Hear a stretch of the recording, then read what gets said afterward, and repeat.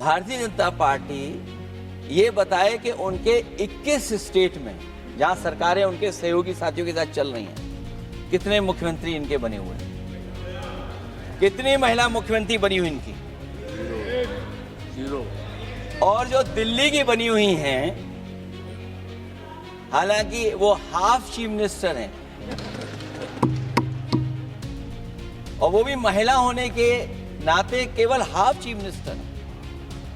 नहीं, अधिकार कहाँ है? क्योंकि जब हम लोग प्रधानमंत्री जी को सुनते थे तो वो ये कहते थे कि हम पिछड़े वर्ग से आते हैं, हम आप जैसे ही हैं, पिछड़े हैं।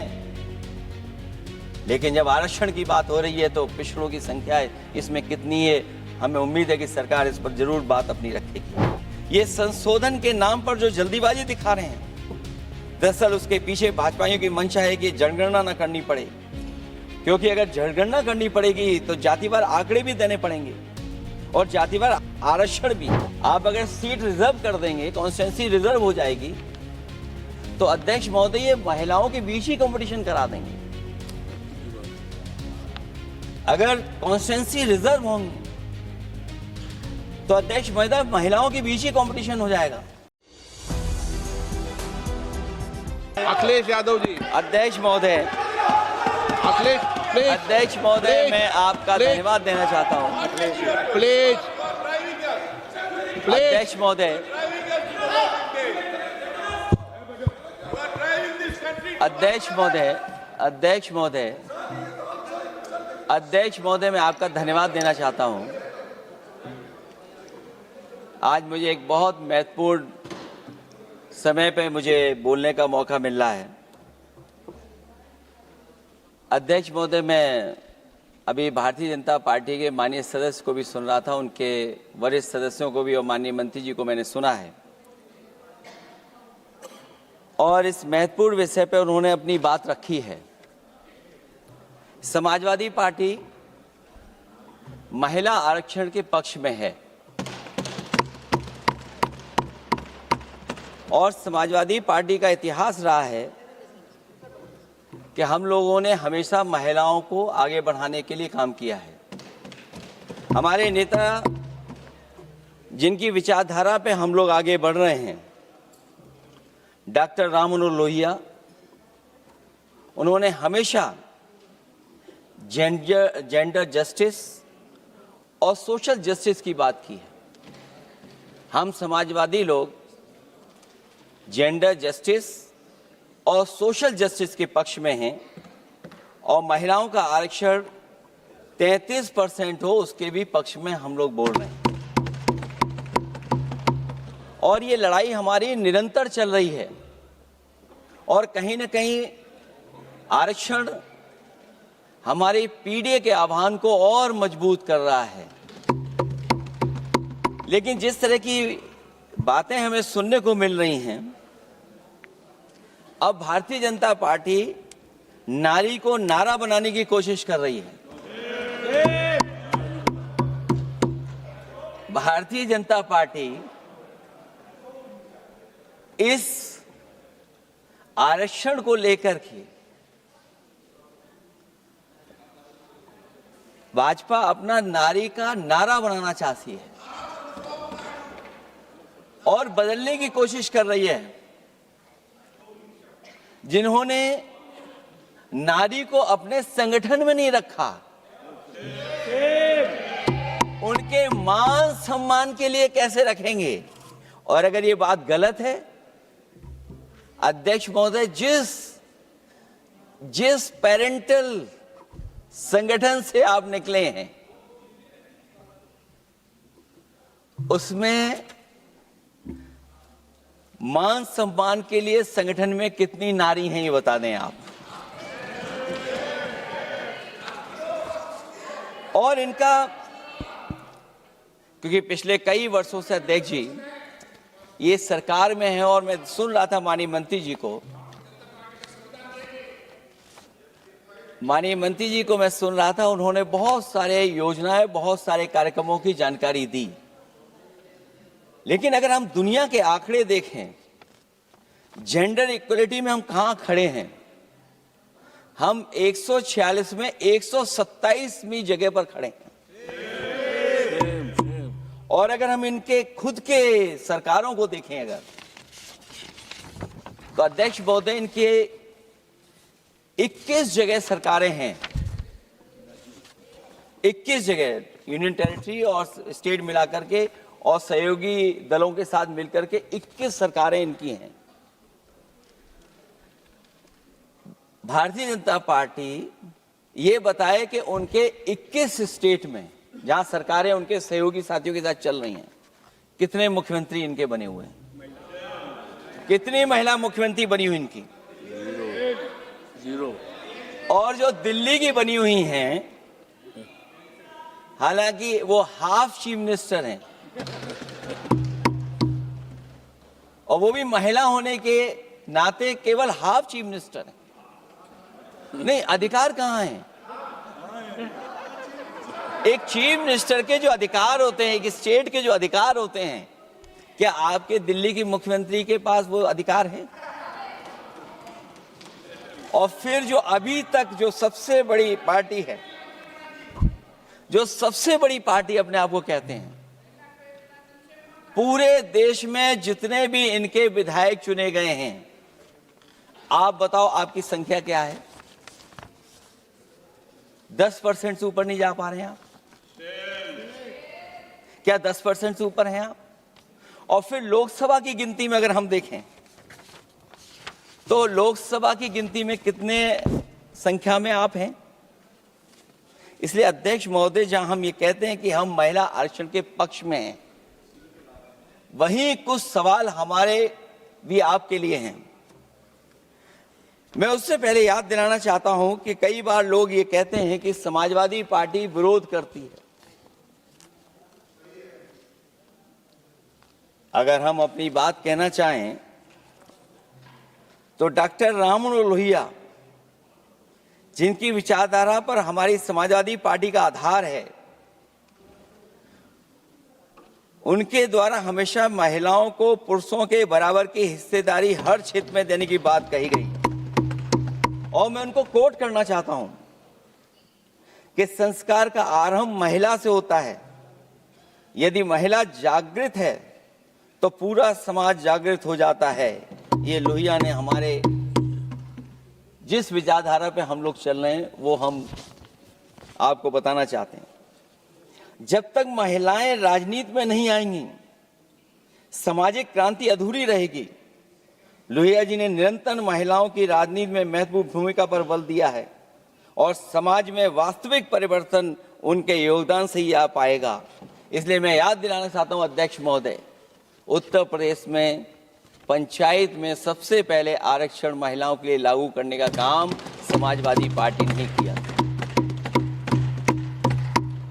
तो जहां महिलाओं के पक्ष में है उनके आरक्षण के, वहीं हमारा सवाल ये भी है कि जल्दीबाजी क्यों है? आखिरकार महिला आरक्षण के नाम पर जल्दीबाजी क्यों है भाजपा के अंदर? सच तो यह है कि भाजपा जनगणना को टालना चाहती है और जनगणना को टालने का मतलब है कि जाति जनगणना को टालना चाहते हैं। और जाति जनगणना इसलिए टालना चाहते हैं क्योंकि वो आरक्षण का सवाल उठेगा। जो भाजपा उनके संगी साथी कभी भी देना नहीं चाहते हैं आरक्षण। भाजपा को यह भी अच्छी तरह याद है कि पीडीए में ए का मतलब आधी आबादी है, मतलब महिलाएं भी पूरी की पूरी उसमें गिनती में आती। एक बड़ा चुनावी सच ये भी है कि भाजपा की चुनावी घपलेबाजी अब पूरी तरह से भंडाफोड़ हो गई है। जो एसआईआर आप लेकर के आए थे अध्यक्ष महोदय, उत्तर प्रदेश में हम लोगों ने बड़े करीब से देखा एसआईआर। वो कहने को तो एसआईआर था, लेकिन सच्चाई में वो एनआरसी का रूप था। और एसआईआर के मामले में जिस तरीके से वोट काटने का काम शुरू हुआ, मैं बधाई देना चाहता हूं अपने पीडीए प्रहारी और संगठन के लोगों को जिन्होंने वोट बचा लिया। जब पहली गिनती में हम लोग बचाने में कामयाब हो गए तो अध्यक्ष महोदय, भारतीय जनता पार्टी फॉर्म 7 को लेकर के आई और फॉर्म 7 उन्होंने ऐसे बांटना शुरू किया, उस घपले को भी हम लोगों ने पकड़ लिया। और जब उस घपले को पकड़ा तो पता लगा फॉर्म 7 बंद हो गया उत्तर प्रदेश में। फॉर्म 7 से कोई वोट काटा नहीं गया। अध्यक्ष महोदय, जो फॉर्म 7 काटने के लिए जिससे दस्तखत कराए थे भारतीय जनता पार्टी ने, उस व्यक्ति को दस्तखत करना भी नहीं आता है। अध्यक्ष महोदय, जो एसआईआर के बहाने फॉर्म 7 लेकर के आए थे, जो फॉर्म 7 दस्तखत करा करके वोट काटे जा रहे थे उत्तर प्रदेश में, जब पकड़ा गया, हम लोगों को जानकारी मिली, हम लोगों ने उसको प्रेस के सामने लेकर के आए और चुनाव आयोग को शिकायत की। फॉर्म 7 से वोट कटना रुक गया, लेकिन अभी भी उस पर कोई कार्रवाई नहीं की जिसने उसके नकली दस्तखत कराए थे। अध्यक्ष महोदय, इससे तो लगता है कि पूरा का पूरी व्यवस्था जुड़ी हुई है भारतीय जनता पार्टी से। और धीरे धीरे जो भारतीय जनता पार्टी की सरकार चली है, हेरा फेरी हम लोग पकड़ लिए, भाजपा की कलई खुल गई और उसके समर्थक और वोटरों का अकाल पड़ने लगा। तब भाजपा निराशा के इस दौर में उभरने के लिए बिल लेकर के आ रही है। ये भारतीय जनता पार्टी का जो वोट कम हो रहा है, असली लक्ष्य अध्यक्ष महोदय वोट है, सत्ता में रहना है, इसलिए आरक्षण को लेकर के आए हैं। भाजपा की यही राजनीतिक चाल रहती है। जब पुराने लोग ये समझ जाते हैं कि भाजपा किसी की सगी नहीं है, तो हर बार भाजपा कुछ नए लोगों को अपने लुभाने जुमलों में फंसाती है। इस बार भाजपा महिलाओं को लेकर ये पुरानी चाल चल रही है, लेकिन सफल नहीं होगी, क्योंकि सबसे ज्यादा दुखी तो महिलाएं ही हैं। भाजपा की कमीशन खोरी और चंदा वसूली की वजह से जो महंगाई बढ़ी है, उससे उनकी रसोई सूनी हो गई है। रही सही कसर सिलेंडर की, बेतहाशा बढ़ती कीमतों ने पूरा कर दिया है। ये अध्यक्ष महोदय, मैं इसलिए कह रहा था कि माननीय मंत्री सिलेंडर की याद दिला रहे थे। उन्होंने इज्जत घर को भी याद दिलाया, जिसको कभी प्रधानमंत्री जी ने कहा कि ये इज्जत घर होंगे। गांव गोद लिए गए, जाकर के सरकार देखे उन गांव को अनाथ अगर किसी ने छोड़ा है तो भारतीय जनता पार्टी ने छोड़ा है। हर महिला अपने बच्चों को पढ़ाना चाहती है, लेकिन भाजपा की शिक्षा विरोधी सोच तो सरकारी स्कूल तक बंद करवा दे रही है। महिलाओं का दर्द क्या होता है, ये मेरठ के दुकानदारों के परिवार की महिलाओं की आंखों में आए आंसू भी बयां कर रहे हैं, और नोएडा की मजदूर और मेड के गले बयान भी कर रहे हैं। क्योंकि जब हम बहस महिला आरक्षण पे कर रहे हैं, तो हमें याद रखना चाहिए कि हमारे बिल्कुल बगल में 40,000 से ज्यादा लोग सड़कों पे मजदूर, महिलाएं सड़कों पर हैं, जहां से प्रभु श्री राम जो कभी हम लोगों ने स्क्रीन पे देखा था, वो चुन करके आए थे। वहां पर महिलाएं धरने पर बैठी हैं, और अगर ये धरने पर इसलिए बैठी हैं क्योंकि उनको न्याय नहीं मिल रहा है, भारतीय जनता पार्टी की सरकार की वजह से उनके घर उजड़ रहे हैं, महिलाएं रो रो करके न्याय मांग रही हैं, तो मैं कहना चाहता हूं अध्यक्ष महोदय सरकार से कि अगर ये बिल इतना ही सही है तो इसे मेरठ नोएडा की पारिवारिक और कामगार महिलाओं के बीच बैठकर घोषित किया जाए कि उनके लिए इसमें क्या क्या होने जा रहा है। हम महिला आरक्षण के साथ हैं, पर उस भाजपाई चालबाजी के खिलाफ हैं जो एक साजिश के तहत की जा रही है। भाजपाई और उनके संगी साथी देश की सबसे बड़ी आबादी के वर्ग मतलब पिछड़े वर्ग की महिलाओं के बारे में चुप्पी साधे बैठे हैं। ये बात अध्यक्ष जी समझ में नहीं आ रहा है, क्योंकि जब हम लोग प्रधानमंत्री जी को सुनते थे तो वो ये कहते थे कि हम पिछड़े वर्ग से आते हैं, हम आप जैसे ही हैं, पिछड़े हैं। लेकिन जब आरक्षण की बात हो रही है तो पिछड़ों की संख्या इसमें कितनी है, हमें उम्मीद है कि सरकार इस पर जरूर बात अपनी रखेगी। ये संशोधन के नाम पर जो जल्दीबाजी दिखा रहे हैं, दरअसल उसके पीछे भाजपाइयों की मंशा है कि जनगणना न करनी पड़े, क्योंकि अगर जनगणना करनी पड़ेगी तो जातिवार आंकड़े भी देने पड़ेंगे और जातिवार आरक्षण भी। ये भाजपा का एक बहुत बड़ा षड्यंत्र है जिसमें जनगणना आधारित परिसीमन को नकार कर पिछड़ों का अधिकार लूटा जा रहा है। ये लोकतंत्र के खिलाफ खुफिया लोगों की गुप्त योजना है जो अब तक स्वीकार नहीं, जब तक प्रक्रिया के साथ हम लोग स्वीकार कभी नहीं कर सकते जब तक इसका लागू करने का तरीका ठीक ना हो। अगर पिछड़ों की आबादी कम से कम अगर हम गिन लें कि 70%, 80% से ज्यादा है, अध्यक्ष महोदय, अगर हम उनको 66% मान लें तो इनकी आबादी कम से कम पिछड़ों की 33% होगी, आधी आबादी की जनसंख्या, जिनके हक की बात तो है ही नहीं इसके अंदर। इसका मतलब यह हुआ कि पिछड़े वर्ग की 33% महिलाएं, उनको हक देना नहीं चाहते ये लोग, हक उनका छीनना चाहते हैं। और फिर जो डिलिमिटेशन का साथ साथ लेकर के आए हैं, ये डिलिमिटेशन क्या है अध्यक्ष महोदय? ये डिलिमिटेशन है कि इलेक्टोरल मैप को बदल दें। हमारे पूर्व में कांग्रेस के सदस्य ने ठीक कहा है कि जब डिलिमिटेशन की बारी आई तो इन्होंने पूरी रणनीति बना करके कि किस तरीके से लोकसभाओं के क्षेत्र बनाए जाएं, क्षेत्र कैसे बने जिससे कि उन्हीं को पॉलिटिकल लाभ मिले। वो हम लोगों ने आसाम में भी देखा और जम्मू कश्मीर में भी देखा है। इसलिए हम चाहते हैं कि पहले जनगणना हो और जनगणना जब आंकड़े सही आ जाएंगे अध्यक्ष महोदय, तब जाकर के डिलिमिटेशन ठीक होगा। और अगर आंकड़े ही ठीक नहीं हैं तो फिर आरक्षण कैसे ठीक होगा? क्योंकि आरक्षण का आधार ही हमारा जनसंख्या पर है। कहीं ऐसा तो नहीं कि आधी आबादी में ये मुस्लिम को भी ना गिनते हो, मुस्लिम महिलाओं को।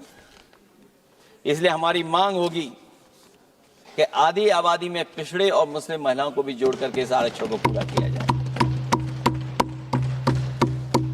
एक जो हमें आशंका है कि जब आरक्षण होगा और डिलिमिटेशन होगा और जब संख्या बढ़ेगी तो उत्तर प्रदेश की संख्या विधानसभा की 500 से ऊपर होने जा रही है। और अगर 500 से ज्यादा होने जा रही है तो उसमें सरकार क्या विचार कर रही है? कहीं कोई ऐसा षड्यंत्र तो नहीं है जो हम महिला आरक्षण के बहाने उस षड्यंत्र को छिपा करके आगे बढ़ रहे हों? क्योंकि उत्तर प्रदेश में 120 सीटें तो लोकसभा की होने जा रही हैं और विधानसभा की सीटें तो अगर 600 हो रही हैं, अगर 600 हो रही हैं तो कहीं ऐसा तो नहीं अध्यक्ष महोदय उसमें भी कोई साजिश षड्यंत्र हो? जो षड्यंत्र हम लोगों को समझ में नहीं आ रहा हो। और अगर षड्यंत्र रहेगा तो जैसे अयोध्या हारे आप, एक बार फिर उत्तर प्रदेश आप हार जाएंगे। और 33% सीटें कौन सी होंगी? आप अगर सीट रिजर्व कर देंगे, कॉन्स्टिट्यूंसी रिजर्व हो जाएगी, तो अध्यक्ष महोदय ये महिलाओं के बीच ही कंपटीशन करा देंगे। अगर कॉन्स्टिट्यूंसी रिजर्व होंगी तो अध्यक्ष महोदय महिलाओं के बीच ही कंपटीशन हो जाएगा। क्योंकि वो अध्यक्ष महोदय वो माननीय सदस्य कह रहे हैं कि वो तो होना चाहिए, वो सास बहू वाली तो हार गई हैं आपकी।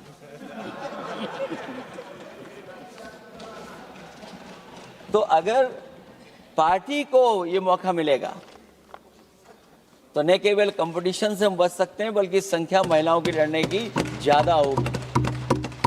ये महिलाओं को ज्यादा नहीं लड़ने देना चाहते हैं चुनाव, इसलिए कॉन्स्टिट्यूंसीज को रिजर्व कर रहे हैं। अध्यक्ष महोदय, हमारा पक्ष है, हमारी मांग है कि ये जो लागू हो आरक्षण, वो पार्टी को मौका मिले, पार्टी लड़ाए, उनको पार्टी संख्या तय करे। इसके साथ साथ जो रोटेशन वाला है इशू, स्वाभाविक है कि जब हम एक क्षेत्र से लड़ते हैं अध्यक्ष महोदय, तो एक भावनात्मक अटैचमेंट बनता है वोटरों के बीच में। और अगर ये रोटेशन का मामला होगा तो अध्यक्ष महोदय कोई भी अपने क्षेत्र में बहुत ज्यादा भावनात्मक लगाव नहीं रखेगा क्षेत्र की जनता से। तो अगला क्षेत्र की सोचने लगेगा कि अगला क्षेत्र हमारा क्या होगा। इसलिए हम इसके भी खिलाफ हैं अध्यक्ष महोदय कि रोटेशन नहीं हो। हम रोटेशन की प्रणाली के खिलाफ हैं, इसके पक्ष में हम लोग नहीं हो सकते।